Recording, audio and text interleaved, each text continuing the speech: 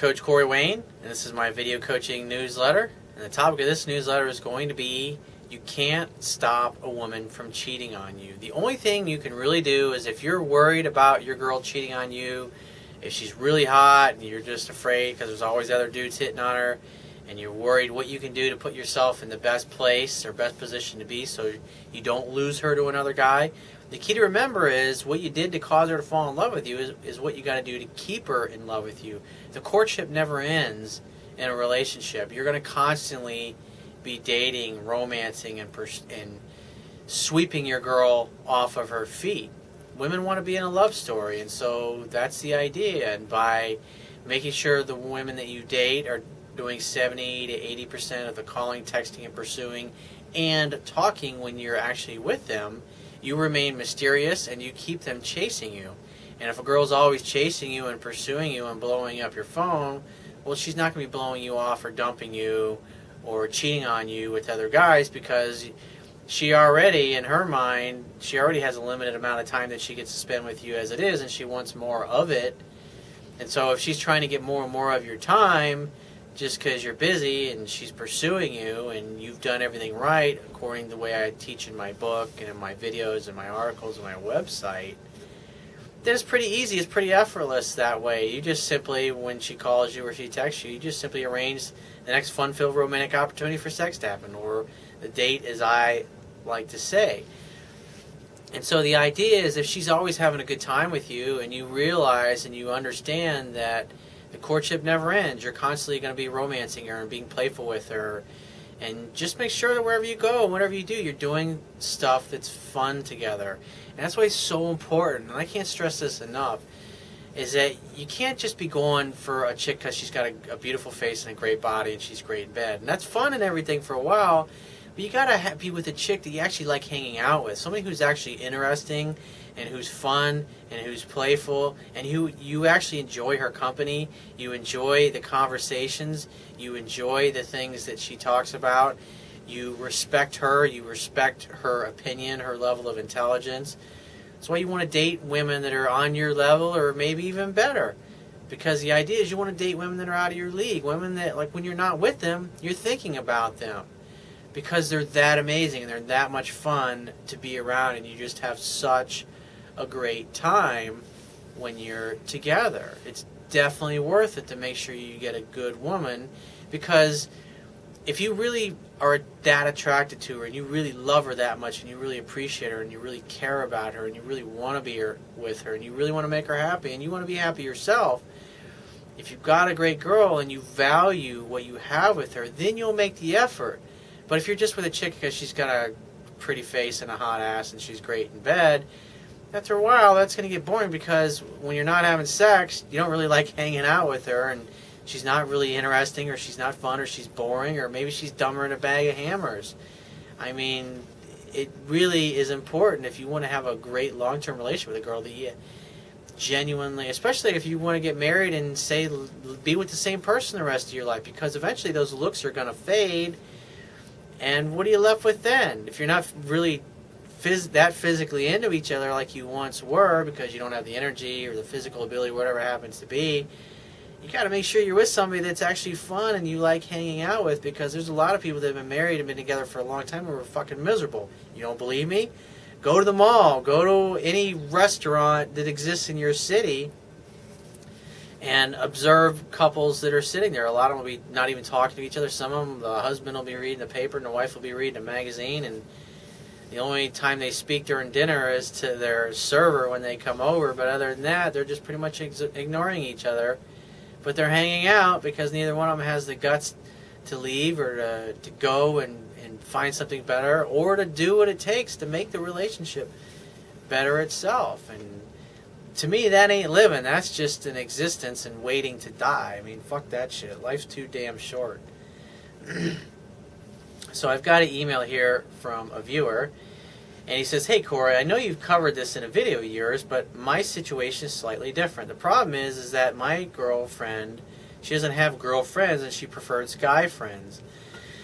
The problem is that a guy, I know that a couple of these guys are wanting, and they want a physical relationship with my girlfriend. There's a person who lives near her who has been contacting her on Facebook that I befriended as well. I gained his trust, and I learned that he in fact did have an attraction to her. I suggested that he tell her, and he did. He says that was what I was hoping to happen. He says the problem is after he told her, she invited him to hang out with her and her friends. Immediately I had an alarm go off and I got upset. Well, if this is your girlfriend, what? Does he not know that this is your girlfriend, you're dating her? That just seems kind of weird. Maybe there's something you're not telling me here. He says, I asked her why she did that, and she said that she believes him to be no threat. I don't agree with this type of behavior, and I believe that she is playing with fire. She has a guy who is her best friend, and this alarmed me at first, but since then I have gotten used to it, and I trust both of them. I trust her with these guys, although I am very weary and she feels uncomfortable hanging out with these guys now. I want her to have friends, and I want her to be able to have a release from home life and be able to have social interactions. The problem is that I find it morally wrong to be talking to a guy who likes you and even hanging out with him. He says the guy basically stalks her on Facebook, commenting on everything she does and pines for her attention until she finally has to respond. I don't want to feel controlling, but my own personal insecurities aren't something I feel I should hide and be ashamed of.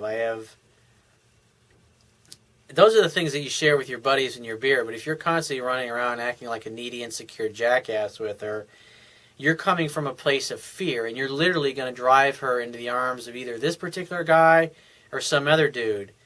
Because women are not interested in having the guy be a source of drama in their lives. And the way you sound, you're like a guy who wants to become a drama queen, and that's a turnoff. I mean, your attitude should be that despite you being her best option and sweeping off her feet and romancing her continuously, even if you do pretty much everything right and she falls in love with you, if she's a girl of no integrity and she emotionally connects with one of these other dudes when you happen to not be around and sleeps with them, well, there's pretty much nothing you can do about that situation. She's going to do what she wants, when she wants, with who she wants. But if she loves you and she respects you and she's in love with you and she has more fun with you than she does with any other guy or human being, then the more a woman falls in love with you, the more she wants to spend time with you, to the point where pretty much you guys are living together and you're together pretty much 24/7. That's what's going to happen. But the more you're not that, and if you don't get her to fall in love with you to that point, then yeah, she's going to have other people and interests outside of your relationship. And the more you don't fulfill her, the more she's going to seek the fulfillment she's not getting from your relationship outside of the relationship, whether it's with her girlfriends or these particular guys just hanging out. But if she loves you and she's crazy about you, she'll defend you and she'll make it clear to every one of these dudes that she loves you and you're the man and she has no intention of cheating on you. But like I said, the only thing you can really do is be at your best personally. Show up as the best man that you can in the relationship. But like I said, at the end of the day, if she's going to cheat, she's going to cheat, and there's nothing you can do about it. You just trust but verify. It's just always kind of pay attention and fish around and watch things and be aware. Don't be stupid about it.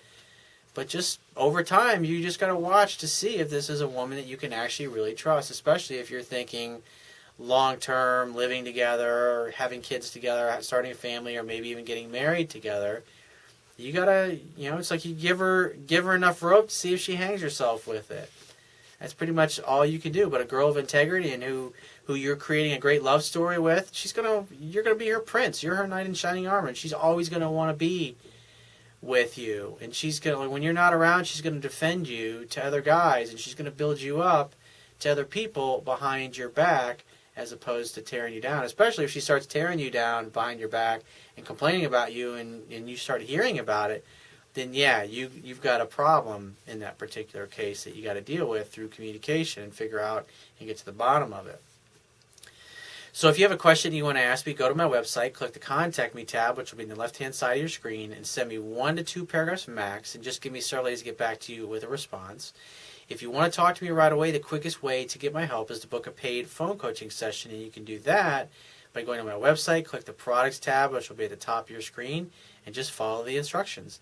If you want to get a digital version of my Kindle ebook, which I highly recommend, on my website underneath the email sign-up box is a box that has a link that will take you right to the Amazon Kindle download page. Once you get there, if you don't have a Kindle device already, on the right-hand side there's a button you can click to download one of their free e-reader apps for your smartphone, tablet device, or your computer. It only takes a matter of seconds to download and install the app and complete the purchase of my book.